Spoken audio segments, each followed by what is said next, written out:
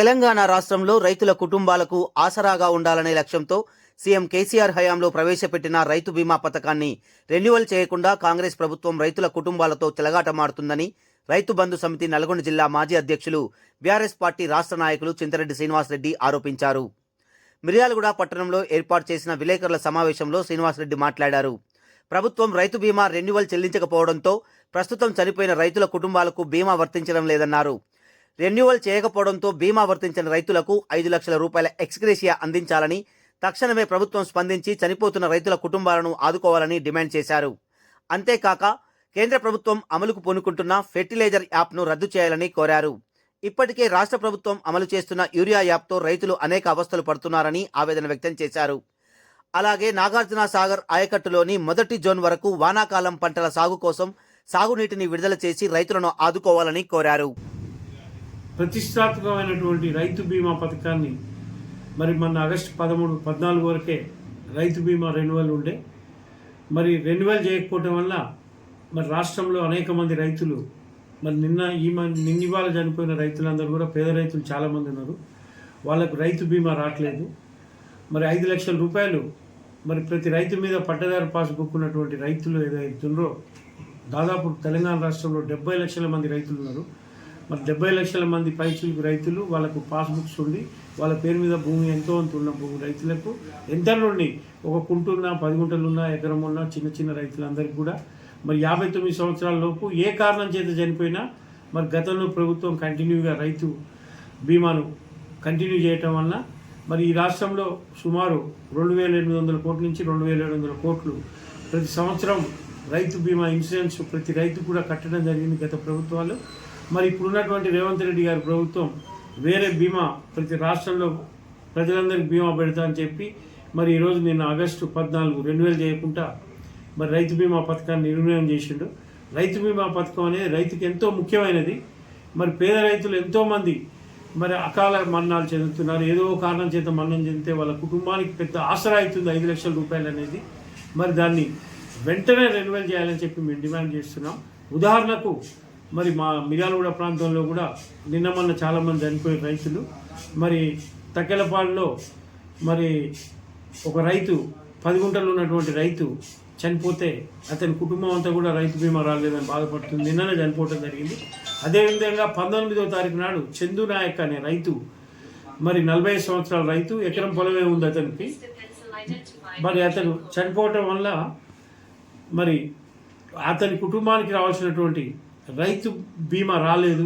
చాలా తీవ్రమైనటువంటి మరి అతనికి 2 ఆడపిల్లలు ఉన్నారు. రైతు బీమా 5 లక్షలు కనుక వచ్చుంటే మరి ఆయనకు ఎంతో ఆసరా అయ్యేది. ఈ విధంగా రైతులు చాలా నష్టం జరుగుతుంది.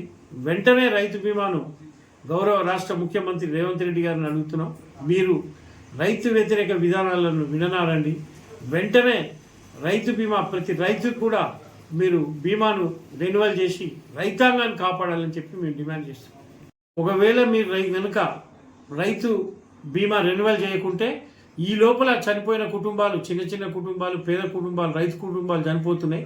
వాళ్ళకు మీరు వెంటనే ప్రభుత్వం తరఫున 5 లక్షల రూపాయలు వెంటనే చెల్లించాలని డిమాండ్ చేస్తాం. ఈరోజు మరి తెలంగాణ రాష్ట్ర వ్యాప్తంగా కానీ భారతదేశ రాష్ట్ర వ్యాప్తంగా కానీ మరి కేంద్ర ప్రభుత్వం ఫెర్టిలైజర్ యాప్ అనేది ప్రవేశపెట్టి కొన్ని జిల్లాల్లో ఆల్రెడీ ఇంప్లిమెంటేషన్ చేశారు. ఇంకా కొన్ని జిల్లాల్లో ఫస్ట్ లోపల ఇంప్లిమెంటేషన్ చేస్తామని చెప్తున్నారు. అసలు గతంలో మరి రాష్ట్ర ప్రభుత్వం యూరియా యాప్ అని పెట్టి రైతులు అనేక ఇబ్బందులు పడుతూ యాప్ బుక్ చేసుకోలేక, స్మార్ట్ ఫోన్ల పరిజ్ఞానం లేక, మరి వారికి దాని మీద అవగాహన లేక రైతులు నానా ఇబ్బందులు పడుతున్నటువంటి పరిస్థితిని దృష్టిలో ఉంచుకొని మేము హైకోర్టులో పిలివేయటం కూడా జరిగింది. హైకోర్టులో మరి రాష్ట్ర ప్రభుత్వం పెట్టినటువంటి యూరియా యాప్ మీదనే విచారణ జరుగుతుంది. మరి ఇలాంటి సందర్భంలో మరి కేంద్ర ప్రభుత్వం ఫెర్టిలైజర్ యాప్ అని చెప్పి పెట్టి ఇంకా రైతులకు అన్యాయం చేస్తున్నటువంటి విషయం మనం అందరం గమనించాలి. ఎందుకంటే మరి యాప్ ద్వారా బుక్ చేసుకోవాలంటే మరి వారికి స్మార్ట్ ఫోన్స్ ఉండాలి, మరి పరిజ్ఞానం అందుబాటులో ఉండాలి, వారికి టెక్నాలజీ తెలవాలి. మరి వారు సాఫ్ట్వేర్ ఇంజనీర్లు కాదు, లేకపోతే చదువుకున్న వాళ్ళు కాదు. అనేక మంది నిరక్షరాస్యులే ఉన్నారు. భారతదేశ వ్యాప్తంగా చూసుకుంటే అసలు కొన్ని రాష్ట్రాలలో బీహార్ కావచ్చు, జార్ఖండ్ కావచ్చు, ఛత్తీస్గఢ్ కావచ్చు, అనేక రాష్ట్రాల్లో మరి నిరక్షరాస్యులు చాలా ఎక్కువ మంది ఉన్నారు. మరి వీరు ఏ విధంగా ఫెర్టిలైజర్ యాప్ ద్వారా ఫెర్టిలైజర్ బుక్ చేసుకోగలుగుతారు? వీరు ఇతరుల మీద ఆధారపడి నానా రకాల ఇబ్బందులు పడాల్సినటువంటి పరిస్థితి వస్తుంది. మీరు కేవలం మేము మరి ఫెర్టిలైజర్ మీద సబ్సిడీ ఇస్తున్నాం, సబ్సిడీని తగ్గియాలి, రైతాంగాన్ని ఇబ్బంది పెట్టాలని మీరు చేస్తున్నారు తప్పించి రైతాంగ వ్యతిరేక చర్య తప్పించి ఇది వేరే విధంగా కాదని చెప్పి నేను కేంద్ర ప్రభుత్వాన్ని, ఈ రాష్ట్ర ప్రభుత్వాన్ని కూడా కోరుతున్నాను. రాష్ట్రంలో కానీ దేశంలో కానీ రైతు వ్యతిరేక విధానాలను మీరు విడనాడాలి. ఎందుకంటే రైతుకు నష్టం జరిగించే చర్యలు ఇవి. మీరు భారతదేశంలో మరి ప్రతి నాయకుడు చెప్తాడు, ప్రధానమంత్రి కూడా చెప్తాడు, రైతే రాజు, రైతు లేనిదే రాజ్యం లేదంటాడు. కానీ మరి రైతుకే మరి సున్నం పెట్టే పనులు చేస్తున్నారు మీరు. ఈ విధంగా చేస్తే కేంద్రంలో ఉన్నటువంటి బీజేపీ ప్రభుత్వం, మోడీ నాయకత్వంలో బీజేపీ ప్రభుత్వానికి, రాష్ట్రంలో రేవంత్ రెడ్డి నాయకత్వంలో ఉన్నటువంటి కాంగ్రెస్ ప్రభుత్వానికి కూడా రైతులు బుద్ధి చెప్తేందుకు సిద్ధంగా ఉన్నారు. మీరు రైతాంగ పట్ల వ్యతిరేక చర్యలను మానుకోండి అని చెప్పి సందర్భంగా తెలియజేస్తూ, యాప్లు ఎమ్మటే ఫెర్టిలైజర్ యాప్లు వెంటనే రద్దు చేయాలి. వెంటనే రైతులందరికీ కూడా మరి సక్రమంగా ఫెర్టిలైజర్స్ అన్ని కూడా సరఫరా చేయాలి రాష్ట్రంలో కానీ దేశంలో కానీ కోరుతున్నాం. ఈ రాష్ట్రంలో, తెలంగాణ రాష్ట్రంలో మరి నాగార్జున సాగర్ ప్రాజెక్టు కింద మరి అది నాగార్జున సాగర్ ప్రాజెక్టు బౌలార్ధ సాధక ప్రాజెక్ట్ అయినప్పటికీ కూడా సాగునీరు కూడా చాలా ప్రాధాన్యమైనటువంటి విషయం. ఇక్కడ ఈ ప్రాంతంలో మరి గతంలో 530 అడుగులు నాగార్జున సాగర్ డ్యాంలో వాటర్ ఉన్నప్పటికీ కూడా నీటిని విడుదల చేసి ఎడమ కాలువ ద్వారా ఫస్ట్ జోన్లో రైతులను ఆదుకున్నటువంటి విషయం మనం అందరం గమనించాలి. రైతులను ఆదుకొని ఈ ప్రాంతంలో ఉన్నటువంటి చెరువులు కానీ కుంటలు కానీ నింపి రైతాంగానికి ఇబ్బంది పడకుండా కాపాడినటువంటి గత ప్రభుత్వాలు కాపాడినాయి. ఇప్పుడు ఉన్నటువంటి కాంగ్రెస్ ప్రభుత్వం మరి శ్రీశైలం ద్వారా పోతిరెడ్డి హెడ్ రెగ్యులేట్ పాయింట్కు అడ్డగోలుగా వాటర్ తీసుకుపోతున్నారు వాళ్ళు. కానీ ఈ ప్రాంతంలో ఇక్కడ రైతాంగానికి కూడా మరి ఇక్కడ ఉన్నటువంటి నాయకత్వం పట్టించుకుంటలేదు. మన ఉమ్మడి నల్గొండ జిల్లాలో ఉన్నటువంటి మరి ఇరిగేషన్ శాఖ మంత్రులు ఉత్తమ్ కుమార్ రెడ్డి గారికి మరి సోయలేదో ఏమో కానీ మరి ఈ ప్రాంతంలో మరి గతంలో మరి ఫస్ట్ జోన్ కింద మొదటి జోన్ తడకమల్ల హెడ్ వరకు కూడా వాటర్ కంటిన్యూగా ఇచ్చి మరి చెరువులు కుంటలు నింపి ఈ ప్రాంత రైతులను కాపాడినటువంటి విషయం మీరు గతంలో జరిగింది. అది దృష్టిలో పెట్టుకొని మీరు వెంటనే వాటర్ రిలీజ్ చేసి ఎడమ కాలువకు నాగార్జున సాగర్ ద్వారా మీరు ఫస్ట్ జోన్కు తడకమల్ల హెడ్ నీటిని రెగ్యులర్గా ఇవ్వాలని చెప్పి మేము డిమాండ్ చేస్తున్నాం. మరి తప్పకుండా వెంటనే చేయాలి.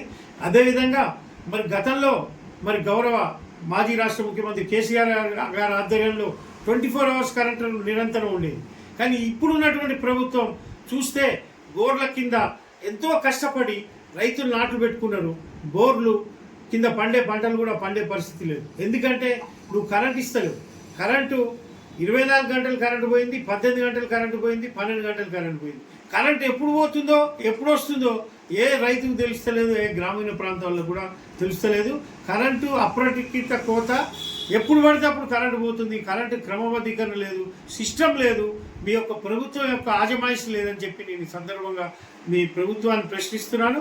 ఎందుకంటే రైతులు కనుక నష్టపోతే, రైతాంగం కనుక రోడ్డు మీదకి వస్తే మీ ప్రభుత్వాలు కుప్పకూలిపోతాయి, మీకు మనుగడ ఉండదని చెప్పి సందర్భంగా తెలియజేస్తూ, మీరు కరెంటు కూడా నిరంతరాయంగా కరెంటు ఇవ్వాలని చెప్పి సందర్భంగా తెలియజేస్తూ, బోర్ల కింద నాటు పెట్టుకున్నటువంటి రైతులు కూడా తీవ్ర ఇబ్బంది పడుతున్నారు. చెరువులు ఎండిపోయి చెరువులు నింపక, కుంటలు నింపక, మీరు అదేవిధంగా కరెంటు సరఫరా సక్రమంగా లేకపోవడం వల్ల అనేక తీవ్ర ఇబ్బందులు జరుగుతున్నాయి. కాబట్టి మీరు వెంటనే మరి కరెంటును కూడా సక్రమంగా మరి 24 hours ఇచ్చే విధంగా మీరు కరెంటు మీద యాక్షన్ తీసుకోవాలని చెప్పి సందర్భంగా గౌరవ ముఖ్యమంత్రి రేవంత్ రెడ్డి గారిని కోరుతున్నాను. రేవంత్ రెడ్డి గారు మీరు రైతుకు కనుక వ్యతిరేకమైనటువంటి రైతు వ్యతిరేక విధానాలు అవలంబిస్తే మీ ప్రభుత్వం మనుగడ ఉండదు, మీ ప్రభుత్వం కూలిపోతుందని ఈ సందర్భంగా తెలియదు.